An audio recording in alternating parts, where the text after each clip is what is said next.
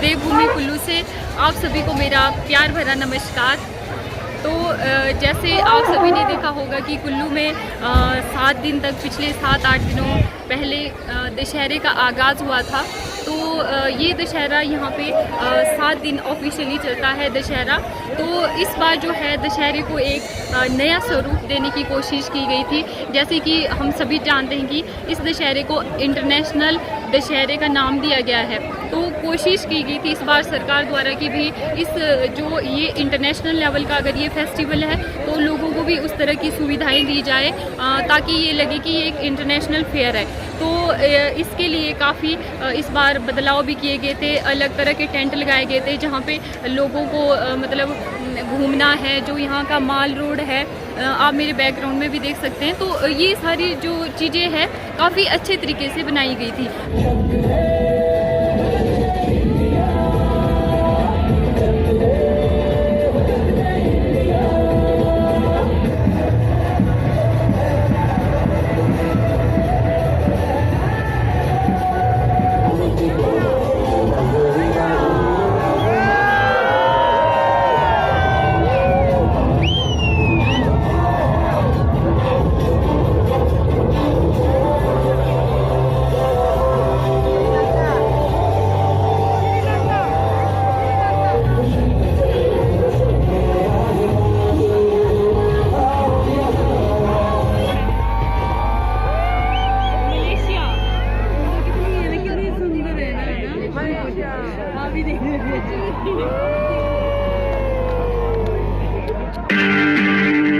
तो इसमें काफ़ी हद तक मुझे लगता है कि सफलता भी मिली है।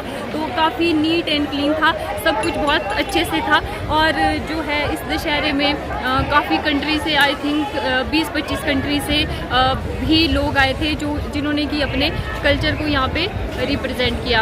और हम यहाँ पे उन्होंने काफ़ी स्टॉल भी लगाए थे जिसमें कि तरह तरह के उन्होंने सामान रखे हुए थे। हमने उन लोगों से बातचीत की, उनके कल्चर को थोड़ा बहुत जाना।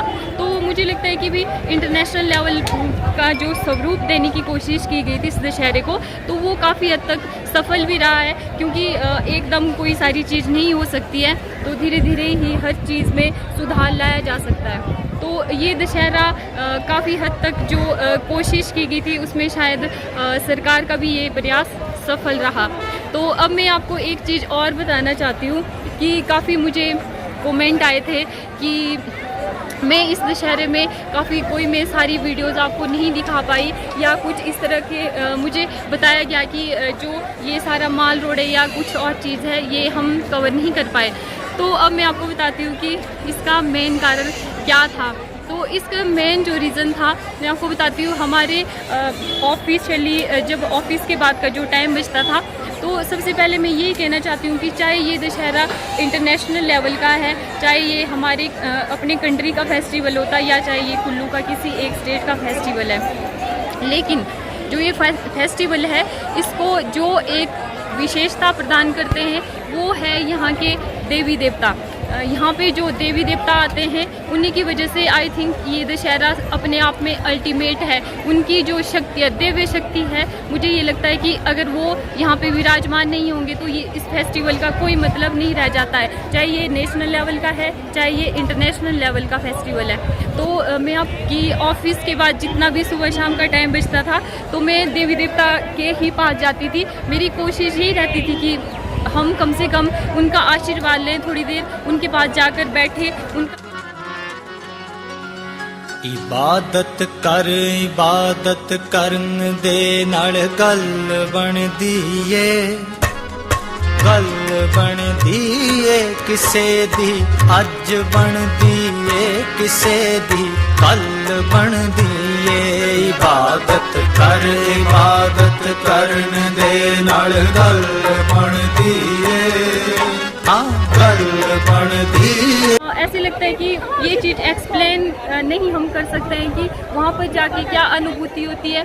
तो हमें ये लगता है कि हम देवी देवता के पास नहीं जाते हैं अगर उसकी कृपा होती है तभी हम उनके पास पहुंच जाते हैं। ये अपने आप में जो है यहाँ पे इतने देवी देवता का विराजमान होना एक महाकुंभ के बराबर है। शायद ही अगर हम जिंदगी में ये कोशिश करें कि हम इतने मंदिर में जाके मत्था टेके इतनी जगह पे जाएं, तो ये कर पाना शायद हमारे लिए पॉसिबल नहीं है। तो यहाँ पे तो मुंह के सामने इतने सारे देवी देवता आए होते हैं, तो ये एक अपॉर्चुनिटी होती है आई थिंक कि हम वहाँ पे जाएं और प्रभु का आशीर्वाद लें। तो हमें भी भगवान ने ये सौभाग्य दिया कि हमें प्रभु का ये आशीर्वाद मिल सका।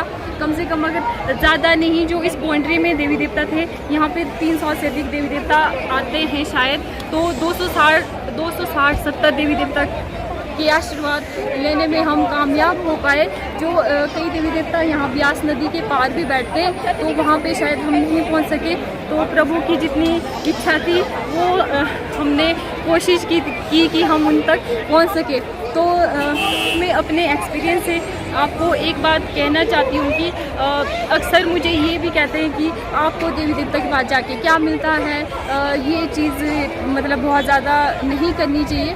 पर मैं आपको एक चीज़ अवश्य कहना चाहती हूँ, अगर हमें देवी देवता के पास जाके अगर कुछ नहीं मिलता है तो एक चीज़ ज़रूर मिलती है, वो है आत्मविश्वास। और ऐसा आत्मविश्वास मिलता है कि अगर आपके साथ दुनिया में कोई भी नहीं है तब भी आप अकेले चल सकते हो, क्योंकि ऊपर वाला आपके साथ है। तो इसी आत्मविश्वास को पाने के लिए मैं अक्सर देवी देवता के पास जाती हूँ, कोशिश करती हूँ, और प्रभु की कृपा अगर मिल सके तो इसकी हमेशा कोशिश करते हैं। हमें बीच बीच में ये नहीं सोचना चाहिए कि ईश्वर हमारी मदद नहीं कर रहा है। हमें अपने आप को पूर्ण रूप से उसके समर्पित होना बहुत ज़रूरी है, ताकि उसकी कृपा हम सभी पर बनी रहे। तो यहाँ पर जो है इतने देवी देवता के जो मैंने दर्शन किए, जो भी प्रभु का आशीर्वाद मिला, वो आशीर्वाद भगवान हम सब पर, आप सभी पर भी प्रभु का आशीर्वाद सदा बना रहे। तो इसी के साथ मैं यही कामना करती हूँ कि हम पर, आप सभी पर ईश्वर की कृपा सदा बनी रहे। तो ऑफिशियली तो ये दशहरा समाप्त हो चुका है, लेकिन अभी भी जो है बाज़ार तो अभी भी हम घूम सकते हैं। आप मेरे पीछे देख सकते हो कि अभी भी यहाँ पे मेला लगा हुआ है। अभी हम कुछ दिन इसमें खूब घूमेंगे, शॉपिंग करेंगे और आपको भी दिखाएंगे कि यहाँ पे क्या क्या चीज़ें किस किस रेट में मिल सकती है। ये देखिए खूबसूरत व्यू अभी यहाँ पे दशहरे में। अभी मेला ख़त्म नहीं हुआ है, ऑफिशियली मेला ख़त्म हो चुका है, लेकिन अभी भी यहाँ पे माल रोड पे दुकानें सजी हुई हैं। अभी भी हम यहाँ पे शॉपिंग कर सकते हैं। बहुत सारे स्टॉल लगे हुए हैं, बहुत ही सुंदर तरीके से इस बार दुकानों को लगाया गया है। इस तरफ भी आप देख सकते हैं, बहुत ही अच्छा प्रयास किया गया है इस बार दशहरे को एक अलग तरीके से। यहाँ पे माल रोड में जो लोगों के लिए सुविधाएं दी गई है, और देवता जी जहाँ पे बैठे थे वहाँ पे भी उस वक्त कोई दुकानें नहीं लगी थी, तो बहुत ही अच्छे तरीके से पेश करने की कोशिश की गई है। तो आप देखिए, आपको फिर हम दिखाते रहेंगे कि यहाँ पे और क्या क्या चल रहा है जब तक ये मेला फाइनली समाप्त नहीं हो जाता है। नमस्कार।